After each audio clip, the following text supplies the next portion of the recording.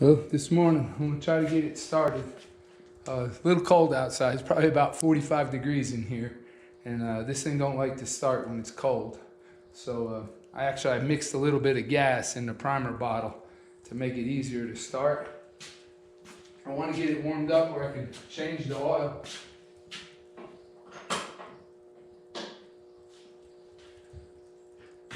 I'll crank it over first and see if I can get some oil pressure up with the fuel off.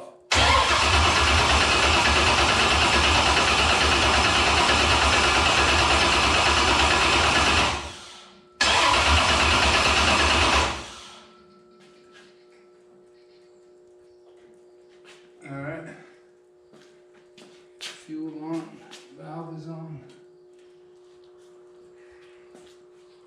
I got oil pressure. Let's see if it'll hit a lick.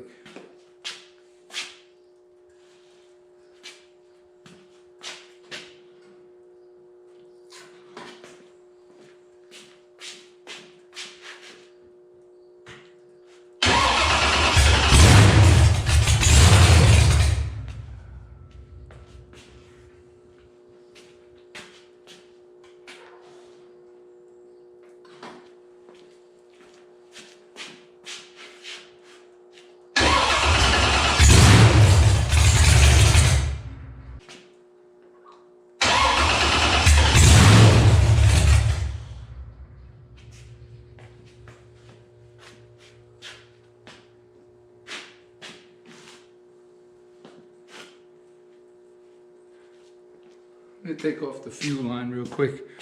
I don't think it's getting fuel. Well, I've been tracking it down. We're not getting fuel. I pulled the cap off the back of the barrel valve, which should have the same fuel as the rail going to the distribution block, and there's no fuel here. I pulled it off the front of the barrel valve. There's no fuel here when I crank it.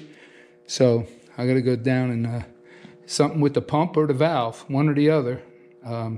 I'm getting ready to pull it off, and then we'll see what's the problem.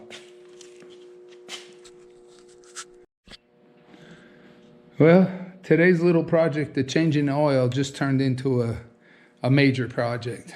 The reason we weren't getting no fuel and it wasn't starting, as you can see here, the pump again. The pump was locked up. It was frozen. I could take a wrench, you couldn't turn it. It was locked solid. So there was a little bit of corrosion in it, but not as much as there was the first time I sent it back to the pump people. But this gear here was locked. You couldn't move it. I had to get a pair of pliers to pry it loose to get it out. But now my problem is with the pump clean, if I put this back in here,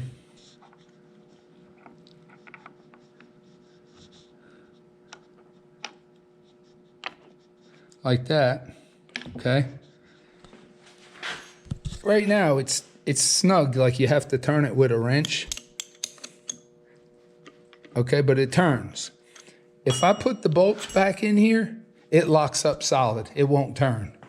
So I know Enderly said that it had too much end play. So they shaved this housing down a couple thousand, 1.5 thousandths to give it 1/1000th of an inch end play. But apparently now it seems like it's too tight. I don't know, either because the surface here got messed up a little bit, or I'm not sure. I'm gonna call them Monday to figure out what the problem is, but it's obviously too tight now because the pump won't turn.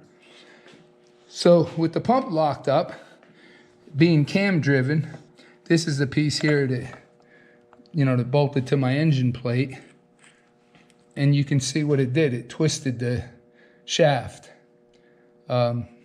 This piece here went into the spud piece, which is, let me show you, for some people that are not familiar with how this setup works. You can see right there, there's a piece bolted on the end of the camshaft that has a female hex on it. And this goes in there. The chrome piece, the housing holds it. There's a bearing on this side. Then there's a female end on this shaft, which is still in here. You see right here, I didn't get it out. And then this is what the pump hex, right there. That pump hex goes in here, which is what drives it. So luckily, it didn't break the spud piece off the end of the cam or the bolts on the camshaft. Everything on the engine part is okay. So I need to buy me a new shaft here, probably a new bearing housing here because it's twisted. I probably won't be able to get that out. But I'll have to send the pump back to Enderly, see what they say, and maybe consider about switching pumps or something. I'm getting a little frustrated with this one, so we'll see. It looks like that's going to be it for the shows. I'll probably just drain the oil cold and then go ahead and pull the oil pan off. And if there's any sludge from the methanol, I'll just go ahead and clean the oil pan. Plus, I want to winterize it, pull the plugs, put some oil in the cylinders. I want to take the blower off and check it's a Teflon strip blower, so I want to check that, make sure it's okay.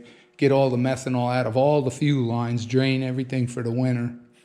So hopefully I'll have some more videos coming soon of the work and the winterizing. Well, I appreciate everybody watching. Like, subscribe, and we'll see you in the next video.